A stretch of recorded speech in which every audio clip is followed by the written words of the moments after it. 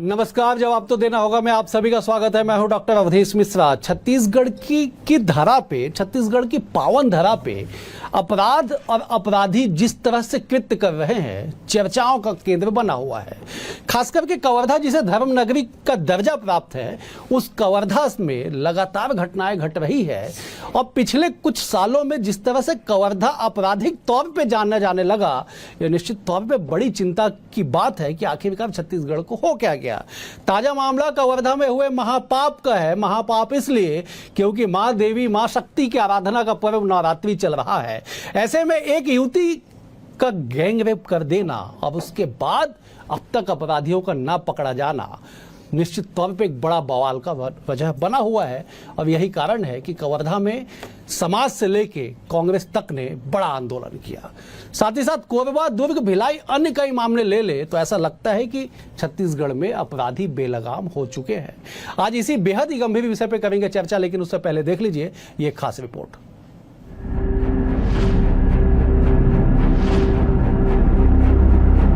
कभी देश के सबसे शांत प्रदेश का तमगा पहनने वाला छत्तीसगढ़ अब अपराध के बारूद की बदबू में लिपटता दिखाई दे रहा है। कहीं गोलियां बरस रही हैं, कहीं आदिवासी बहन बेटी की आबरू तार तार हो रही है, कहीं सुपारी किलिंग का मामला सामने आ रहा है, तो कहीं अपहरण जैसी जघन्य घटना को अंजाम दिया जा रहा है। बीते दिनों में कवर्धा में आदिवासी युवती के साथ गैंगरेप हुआ।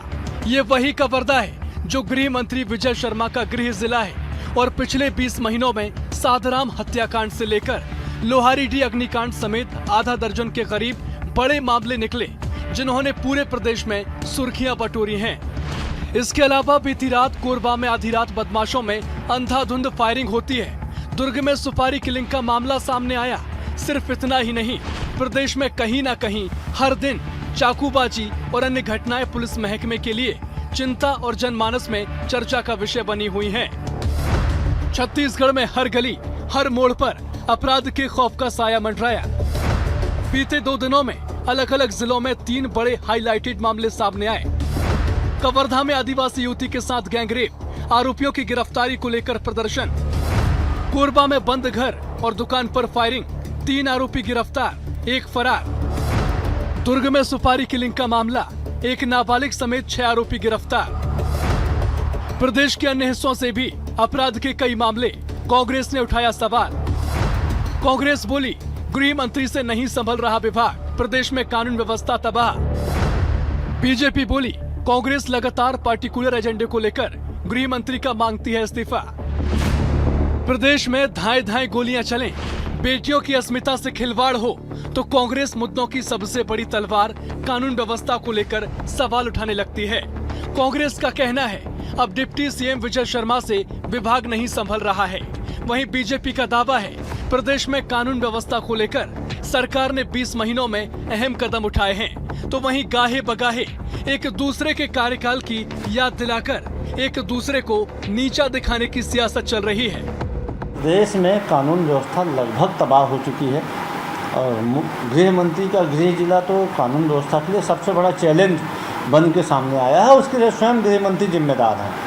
कवर्धा में भारतीय जनता पार्टी की सरकार बनने के बाद 4 से अधिक ऐसी घटनाएं हुई हैं जब पब्लिक खुद सड़क पर उतरी है, थाने का घेराव की है, या तो आगजनी की स्थिति बनी है या तोड़फोड़ की स्थिति बनी है। वहाँ पे पुलिस मूक दर्शक रही है, कानून प्रशासन बेसहारा रहा है। लगातार कांग्रेस एक पर्टिकुलर एजेंडा को लेकर के बार बार हमारे गृह मंत्री जी का इस्तीफा भी मांगती है। ये उनका कोई पॉलिटिकल एक एजेंडा हो सकता है। जहां तक लॉ एंड ऑर्डर की बात है, सरकार ने इस पर जो भी जरूरी कदम उठाने थे 20 महीने में उठाए हैं, चाहे वो पुलिस भर्ती की बात हो, चाहे कमिश्नर प्रणाली लागू करने की बात हो, चाहे पुलिस बलों को ज्यादा सुविधाएं देने की बात हो, उन्हें सशक्त बनाने की बात हो, वो काम हो रहे हैं। छत्तीसगढ़ में कानून व्यवस्था इन दिनों सबसे बड़ा सवाल बन चुकी है, खासकर जब गृह मंत्री के क्षेत्र कवर्धा से ही लगातार मामले सामने आए तो कांग्रेस का सवाल और बड़ा रूप ले लेता है। हालात ऐसे हैं, कांग्रेस अब इस मुद्दे को लेकर बीजेपी पर निशाना बोलती है, जबकि भारतीय जनता पार्टी कांग्रेस को ही कटघरे में खड़ा कर देती है। बयानबाजी का दौर जोरों पर है, लेकिन असली सवाल ये है कि इन राजनीतिक आरोप प्रत्यारोपों के बीच क्या प्रदेश की कानून व्यवस्था में वाकई कुछ अच्छा है या फिर हालात बद से बदतर होते जा रहे हैं। Bureau report, BSTV, Chhattisgarh. Report को देख के आप समझ गए होंगे कि आखिरकार क्यों ये चर्चा का केंद्र, चर्चा का विषय है कि छत्तीसगढ़ में कानून व्यवस्था के दर्जनों उदाहरण ऐसे हैं जो सोचने पे मजबूर करते हैं। चले आज इसी गंभीर विषय पे करते हैं चर्चा। 3 बेहद ही खास वरिष्ठ विद्वान मेहमान हमारे साथ मौजूद है।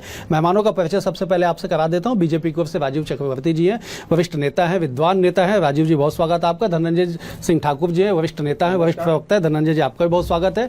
सूबे की सियासत पे पैनी नजर रखने वाले, राजनीति के हर एंगल को करीब से समझने वाले डॉक्टर अनिल द्विवेदी भी हमारे साथ है। अनिल जी आपका भी बहुत बहुत स्वागत है।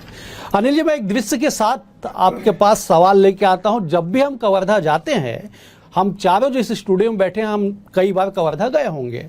जैसे ही हम कवर्धा में एंट्री करते हैं, साइन बोर्ड बड़ा सा लगा हुआ है, उस पर लिखा हुआ है कि हमर धर्म नगरी कवर्धा। उस धर्म नगरी पे अगर अधर्म होगा, महापाप होगा, तो चर्चा सियासत में क्यों नहीं होगी और सवाल कानून व्यवस्था पे क्यों नहीं उठेगा? बताइए जरा। देखिए, कानून व्यवस्था किसी भी सरकार के लिए सबसे चैलेंजपूर्ण और चुनौतीपूर्ण एक तरह से होता है, और जो सरकार इसमें असफल रहती है वो जनता का विश्वास एक तरह से खो देती है। पिछली बार भी हमने देखा, पिछली सरकारों में भी जिस तरीके से अपराध बढ़े और जनता ने एक तरह से कहा कि ये नहीं चलेगा, और फिर जनता अपना मत देती है। लेकिन सवाल ये राजनीतिक दृष्टिकोण से ज्यादा सामाजिक दृष्टिकोण से होता है कि जब आप चोरियां बढ़ रही हैं, आपके रेप बढ़ रहे हैं, आपके मर्डर बढ़ रहे हैं, आपके डकैतियां हो रही हैं, और सबसे बड़ी आश्चर्यजनक बात यह है कि इसमें जो युवा वर्ग के लोग हैं वो इसमें शामिल हैं, तो समाज में चिंता बढ़ती है। जब आप कहते हो कि भय मुक्त सरकार देने का हमारा वादा है, तो उस पर अमल होते दिखना भी चाहिए। हालांकि ये प्रयोग ऐसे हुए ऐसा तो नहीं है। अब पिछली बार जो NCRB की रिपोर्ट आई थी उसके मुताबिक तो स्थिति ठीक ही थी, लेकिन अभी 5, 6, 7 महीनों में ये आंकड़े जो है वो चिंता में डालने लायक है। अगर और ये क्यों हो रहे हैं, तो इसका कारण सिर्फ हम सरकार को जिम्मेदार ठहरा सकते हैं ऐसा नहीं है। आर्थिक विषमता है, गरीबी है, जनसंख्या असंतुलन है, फिर कानून व्यवस्था की ढिलाई है, पुलिस प्रशासन की जो एक तरह से अक्षमता है वो भी उजागर होती है इससे। तो कानून व्यवस्था और सोसाइटी की भी जिम्मेदारी है कि उनके बच्चे जिस तरह संस्कारित हो रहे हैं, नहीं हो रहे हैं, ये सब अपराध में कहीं न कहीं शामिल होता है। लेकिन अंततः जो बात उठती है कि नैतिक जो जिम्मेदारी है वो तो सरकार की होती है। इसलिए चाहे गृह मंत्री विजय शर्मा हो, चाहे वो पुलिस महानिदेशक हो, चाहे वो जिलों के SP हो, उनकी ये सामूहिक जिम्मेदारी है कि जो अपराध अभी कुछ दिनों में बढ़े हैं उस पर लगाम कसी जाए, अंकुश लगाया जाए। ठीक है धनंजय जी, कोरबा में गोली चल जाती है, दुर्ग में सुपारी किलिंग का खुलासा होता है, कवर्धा में एक युवती से गैंगरेप हो जाता है। नवरात्रि के पावन पर्व पे बहुत दुख होता है इस बात पे चर्चा करते हुए, और उसके बाद बीजेपी कहती है कि आप टारगेटेड होके गृह मंत्री विजय शर्मा के पीछे सियासी तौर पे पड़े हो, इस्तीफा मांगते हैं। कैसे काम चलेगा? देखिए अवधेश जी, भी भारतीय जनता पार्टी के प्रवक्ता अमित चिमनानी जी का मैं बयान सुन रहा था। जब मैं उनका बयान सुना तभी मुझे दुख हुआ कि वो कहते कि टारगेटेड। भाई आपकी सरकार है, आप सुरक्षा दे नहीं पा रहे हैं, एक बेटी के साथ गैंगरेप हो जाता है और भाजपा प्रवक्ता टारगेटेड की बात कर रही है। ये तो बड़ा हास्यास्पद है ना, बहुत ही गैर जिम्मेदाराना बयान है, पहली बात। दूसरी बात, अभी कवर्धा की मैं चर्चा कर लेता हूं। भाई गृह मंत्री जी कवर्धा से हैं, स्वाभाविक बात है, अब कवर्धा से गृह मंत्री जी हैं तो वहां तो मुस्तैदी जाना ज्यादा होनी चाहिए, कानून व्यवस्था की चौकसी होनी चाहिए। धर्म नगरी भी है, लगातार वहां पर जिस प्रकार घटनाएं सामने आ रही है।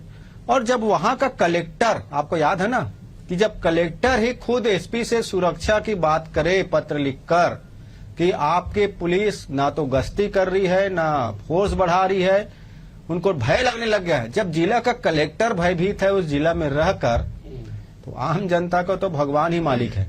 और जिस प्रकार से घटनाएं सामने हो रही है, बलात्कार हो गई, आदिवासी बेटी के साथ गैंगरेप हो गया, कुछ दिन पहले वहां पे हत्या हो गई, लोहारीडीह कांड हो गया, उसके पहले वहां पे साधराम यादव जो गौ सेवक था उसकी गला काट के हत्या कर दी जाती है, और अभी नवरात्रि के पावन जब शुरू हो रहा था उसके पहले वहां जिस प्रकार से गांव में दो समाज के लोग आपस में भिड़ गए, पुलिस को लाठियां चलानी पड़ी है।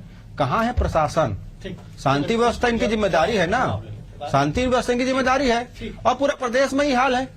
राजीव जी, कहाँ है प्रशासन, कहाँ है पुलिस? कांग्रेस सवाल उठा रही है। आंकड़ों भी देख लीजिए, आंकड़े हैं 2024 से 2025 तक विधानसभा में प्रस्तुत आंकड़े हैं। कांग्रेस के सीनियर विधायक जो मंत्री रह चुके उमेश पटेल, उनके द्वारा लगाए गए सवाल पे गृह विभाग ने आंकड़े दिए हैं कि छत्तीसगढ़ में एक साल के भीतर 24 से 25 तक का आंकड़ा, हत्या के 1114 मामले, बलात्कार के 3191 मामले हैं। अगर घंटे में कैलकुलेट करें तो हर घंटे 2.74 मतलब कमोबेश 3 महिलाओं की अस्मत लूटी जा रही है। कहिए उसके बाद क्यों आपको लगता है कि टारगेटेड सियासत हो रही है? इसीलिए लगता है क्योंकि आज पूरे विश्व में नजरें गड़ी है, जो रेड कॉरिडोर है, जो नक्सलियों का रेड कॉरिडोर है, उसे लाल आतंक को अंत करने का अगर निर्णय लिया तो अमित शाह जी ने लिया है। उसके साथ कई लोग शामिल हैं और उस काम में विजय शर्मा जी सफल हुए हैं, उनकी टीम सफल हुई है, उस काम को वे संजीदा से कर रहे हैं। रही बात कानून व्यवस्था की, तो मैं नम्रता से स्वीकार करता हूं कि घटनाएं हो रही है। अब देखिए, घटना की बात है, हालांकि ये घटना बहुत निंदनीय है कवर्धा में, और अपराधियों को छोड़ा नहीं जाएगा, बख्शा नहीं जाएगा, पाताल से खोज के निकाला जाएगा, उन्हें दंडित किया जाएगा। लेकिन जो घटना है, तो जॉन एफ कैनेडी राष्ट्रपति थे, उनके ऊपर फायर किया गया था, और स्कॉटलैंड पुलिस जो दुनिया की सबसे बड़ी पुलिस होती है, आज तक उस अपराधी का पता लगा नहीं पाई है। देखिए, कभी कभी दुर्भाग्यजनक घटना हो जाती है, लेकिन हमें सबक लेने की या सजग होने की जरूरत तब होती है जब उसके ऊपर कानूनी कार्रवाई ना हो या तंत्र सोया रहे। आज अगर हम देखें तो प्रशासन और शासन पूरी तरह से सक्रिय है। जो मुझे याद है, एक प्रकार से शायद अनिल जी और आपको भी ध्यान होगा कि एक समय मैंने गैंगवार चलता था, रायपुर शहर हो, भोपाल हो, जबलपुर हो, और उस गैंगवार में प्रशासन कुछ नहीं कहता था कि हमें किसी मंत्री के यहाँ से फोन आ जाएगा, हमारी ट्रांसफर पोस्टिंग हो जाएगी, तो भैया गैंग अपने लड़ने दो, हमको अब यहाँ पर सोने दो। आज वो स्थिति नहीं है। होगी राजीव जी, कौन से सन की बात होगी अगर आपको याद हो तो? बिल्कुल, यहाँ पर अनवर गैंग हुआ करता था, यहाँ पर भोपाल में रूसी पठान का गैंग हुआ करता था। सन अगर आपको थोड़ा सा स्मरण हो तो? बिल्कुल 98 मैंने इस राजधानी को होने तक ये स्थितियां थी, 2002 अजीत जोगी के कार्यकाल तक। उसके बाद जब से भारतीय जनता पार्टी, ये सारे गैंगों का सफाया किया गया, रासुका लगाए गए, जिला से निरुद्ध किया गया, और वो स्थिति आज तक जारी है। जब जब हमारी सरकार आती है, हम एनकाउंटर भी किया गया अभी दुर्ग में, और लगातार जो पुलिस कमिश्निंग प्रणाली है, पुलिस को सशक्त किया जा रहा है। तो देखिए, घटना होना पूरे विश्व में उसको चिंताजनक है कि जिस प्रकार से पोर्टल का लोग उपयोग कर रहे हैं, पॉर्न साइकिल जो चाइल्ड पोर्नोग्राफी होता है, उसके ऊपर भी नजरें रखी जा रही है, उन्हें धरपकड़ की जा रही है। जिस प्रकार से हथियारों की बिक्री होती है, उसके ऊपर पुलिस नजर रख रही है। तो पुलिस मुस्तैद है, प्रशासन मुस्तैद है, हमारी सरकार मुस्तैद है, लेकिन कहीं ना कहीं पर कोई ना कोई दुर्भाग्य। अब पश्चिम बंगाल का लीजिए, संदेश खाली को कौन भूल सकता है? पश्चिम बंगाल का एक जिम्मेदार टीएमसी का जो पदाधिकारी है, वो पूरे गांव का बलात्कार करता था, प्रशासन सोए रहती थी कि ये कुछ हमें कर देगा, हकीम मुल्ला या तमाम जो लोग हैं। लेकिन आज ये छत्तीसगढ़ में नहीं हो सकता, क्योंकि छत्तीसगढ़ की सत्ता चाहती है कि शांति की टापू बना रहे। और कांग्रेस का जो पतन हुआ है इस पिछले समय में, वो हमें पता है क्यों हुआ। उसमें अपराधीकरण भी एक कारण था कि किस प्रकार से खुलेआम अवैध नशे का कारोबार होता था। तो हम बिल्कुल संजीदा है, हम नहीं चाहते कि कोई अपराध हो, और हम संजीदा है, हमारे प्रशासन संजीदा है, और इसको लेकर हम लड़ाई लड़ रहे हैं। धनंजय जी, लड़ाई जारी है, जवाब दीजिए। देखिए अवधेश जी, मुझे लगा था कि ये कवर्धा के विषय में अपना पक्ष रखेंगे। इन्होंने तो अच्छा उदाहरण दिया। स्कॉटलैंड की पुलिस, वो राष्ट्रपति क्या कैंडी के नाम बता रहे थे, उस जॉन एफ कैनेडी पर हमला हुआ। स्कॉटलैंड पुलिस उस अपराधी को नहीं पकड़ पाई, इसलिए छत्तीसगढ़ पुलिस भी अपराधी को नहीं पकड़ पा रही है। पकड़ रही है, सुन लीजिए भैया, फायरिंग हो रही है, सुन लीजिए ना, जिला बदल किया जा रहा है, अभी दुर्ग में एनकाउंटर हुआ है। देखिए, सुन लीजिए ना, एक मिनट जी। स्कॉटलैंड पुलिस नहीं पकड़ पाई, इसलिए छत्तीसगढ़ की पुलिस भी नहीं पकड़ पा रही है। तो बड़ा बेशर्म, हम तो कह रहे पाताल से निकालेंगे। सुन लीजिए, एक सेकंड, आप स्कॉटलैंड से लेके पश्चिम बंगाल से लेके आप महाराष्ट्र तक गए, थोड़ा सा रुके ना, एक मिनट रुके ना। कवर्धा नहीं जा जी ठीक है, धनंजय आप कंप्लीट। सोच लीजिए आप, इनके पास कितने, इस प्रदेश की सुरक्षा को लेकर क्या इनके पास सोच, समझ लीजिएगा।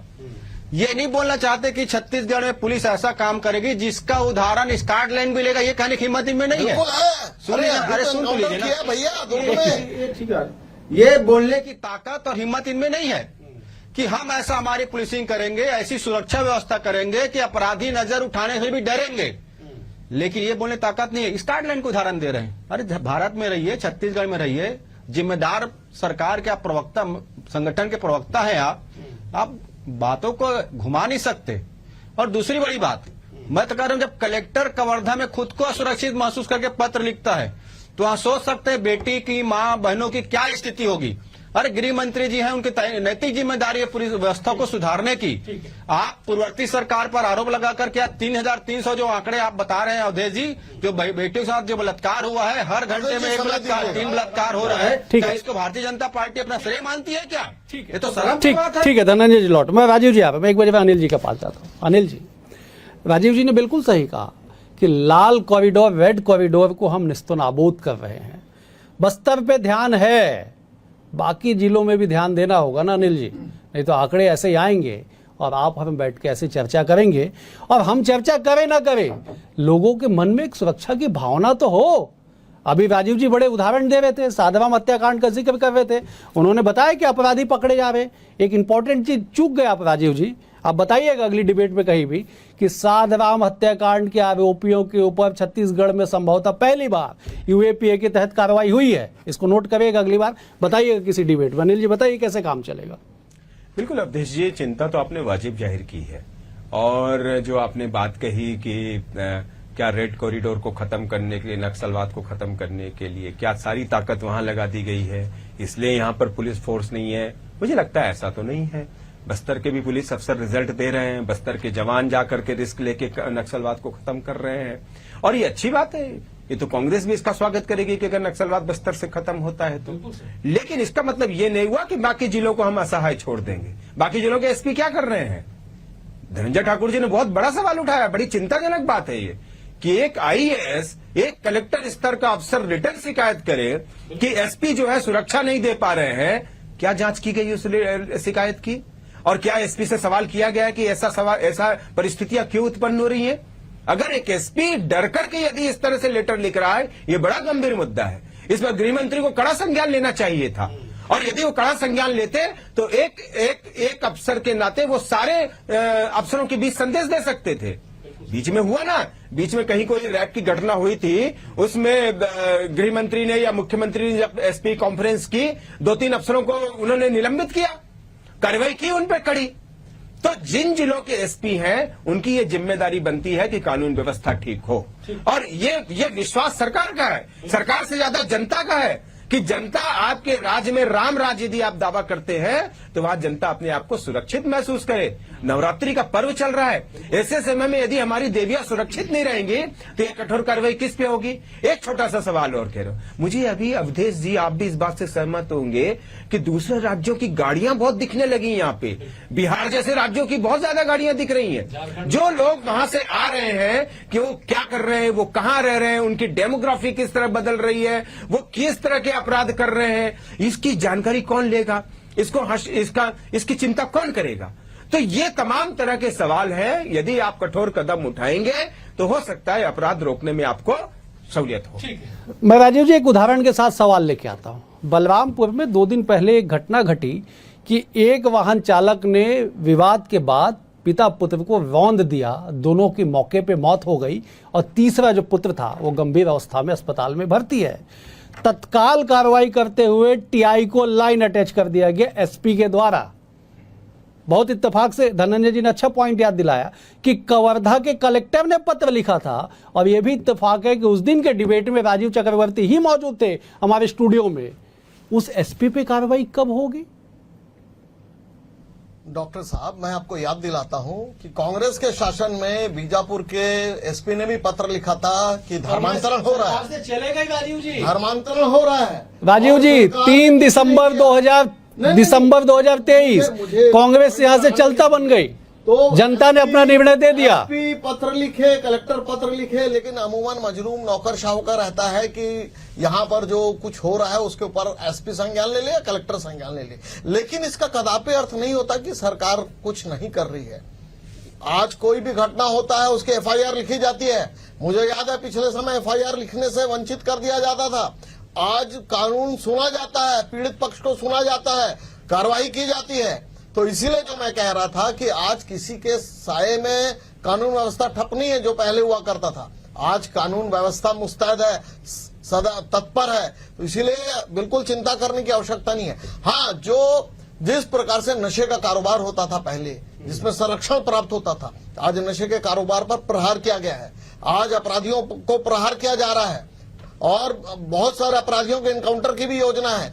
तो देखिए, ये सतत प्रक्रिया है। जो हम याद करते थे कि लालू यादव के समय जो अपराधियों का साया था, मुलायम सिंह के इस समय जो अपराधियों का जो गढ़ था, वो गढ़ हम यहाँ पर नहीं बनने देंगे। वो कभी होगा नहीं छत्तीसगढ़ में। और पिछली सरकारों ने भी बहुत संरक्षण देने की कोशिश की थी। इसीलिए कुछ अपराधियों के तो बीजेपी की भी सरकार आएगी फिर? नहीं, पिछले 5 वर्ष पहले, लेकिन सरकार, पिछली सरकार ने, पिछली ठीक सरकार। ठीक। लेकिन अब जो हमारी सरकार है वो संज्ञान ले चुकी है। जिस प्रकार से नक्सलियों का एनकाउंटर हो रहा है, अपराधियों भी पस्त हो रहे हैं। और आपके लोकप्रिय चैनल के माध्यम से मैं संदेश देना चाहता हूं, छत्तीसगढ़ छोड़ दो, नहीं तो मारे जाओगे या तो छुप जाओ।